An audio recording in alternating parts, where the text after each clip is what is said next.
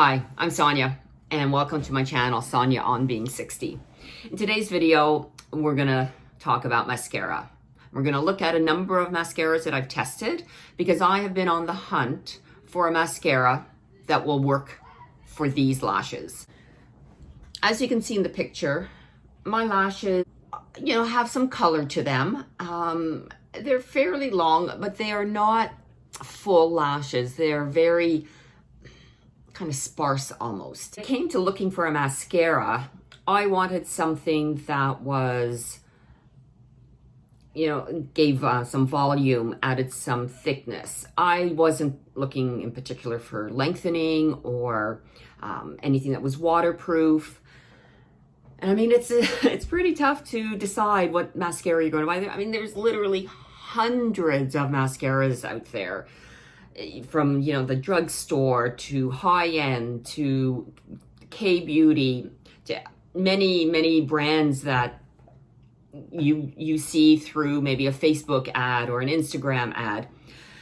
So it's pretty tough to find a mascara.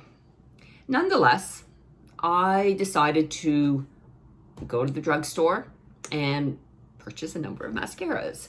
So I ended up purchasing a number of drugstore mascaras plus a couple of more higher end, and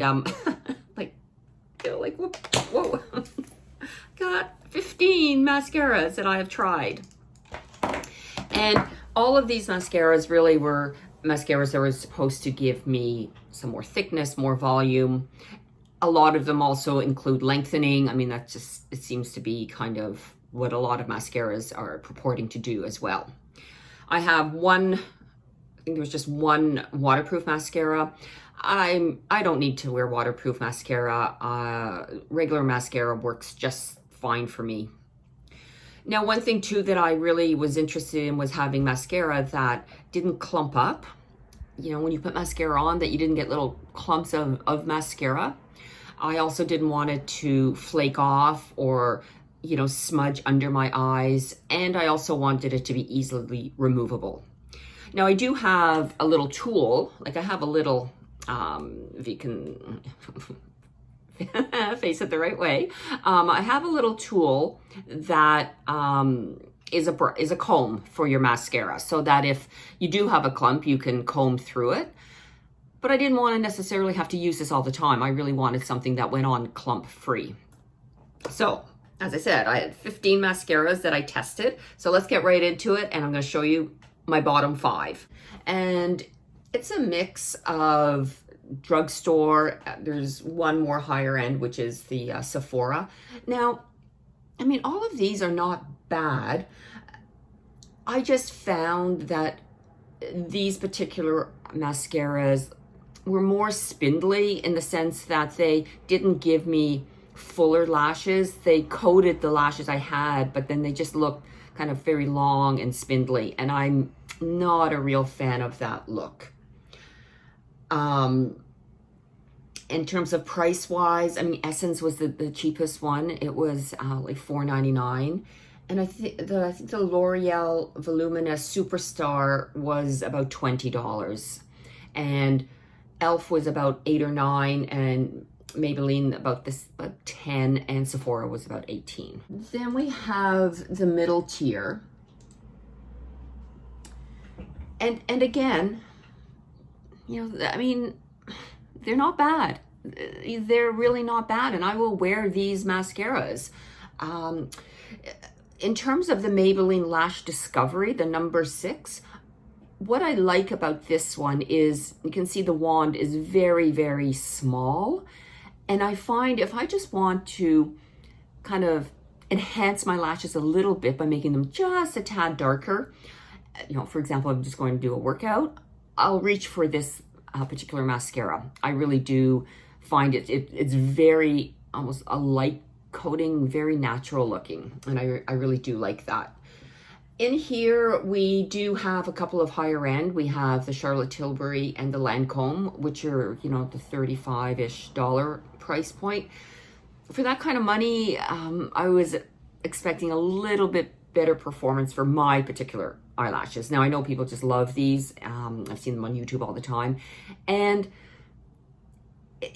it all depends on what your lashes are like. Every person has different lashes. So while these may not have particularly worked for me, that doesn't mean they wouldn't work for someone else. Now, what I do like about some of the higher end mascaras, and I know Charlotte Tilbury is one of them, you can always buy a sample size for about half the price. So you don't, if it doesn't work, it's not as big as an investment as you might have otherwise spent. So now let's get to the top 5. These are my top 5, and they're my top 5 because I felt they really gave me nice, thicker, clump-free. They don't look spindly. They just look fuller. I just love the way all of these mascaras performed on my eyes. Now you'll notice that number 2, the Milk Kush Waterproof. That was the only waterproof mascara that I tried, and it doesn't look as full or as dark as the others, but this one just looks so natural. Again, if I was going out for a workout, I just fell in love with this particular mascara, the way it went on my eyes. So there you have it, my picks out of the 15 mascaras that I tried. As I mentioned earlier, there are literally hundreds, probably thousands of mascaras that one can buy. So it can be a little bit daunting if you're out shopping for a new mascara.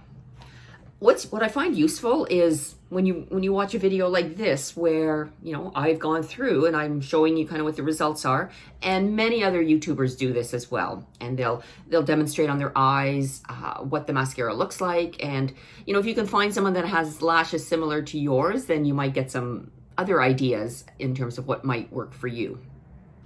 Now, like I said, I got a stack of mascaras here, and mascara shelf life is really about 3 months or so. So I likely will, I wear mascara every single day, so I'll probably get through most of these. They're all brand new, so I'll likely get through a lot of them in the 3 months, and then it'll be time to try something new. Before I end this video though, I do want to show you though my number 1 mascara and explain, what I like about it. I don't know if you can see on my eyes, I'm wearing it today. It's just beautiful. I just love it. It's the L'Oreal Double Extend, and this one has a primer.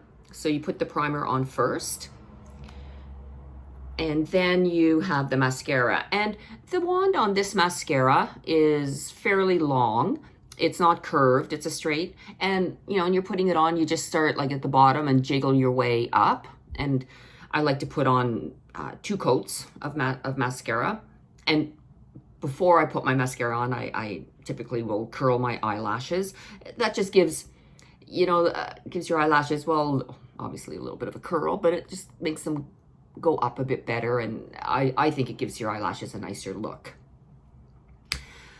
I hope you found this video useful, and maybe have some ideas of mascara that you might want to try based on my results.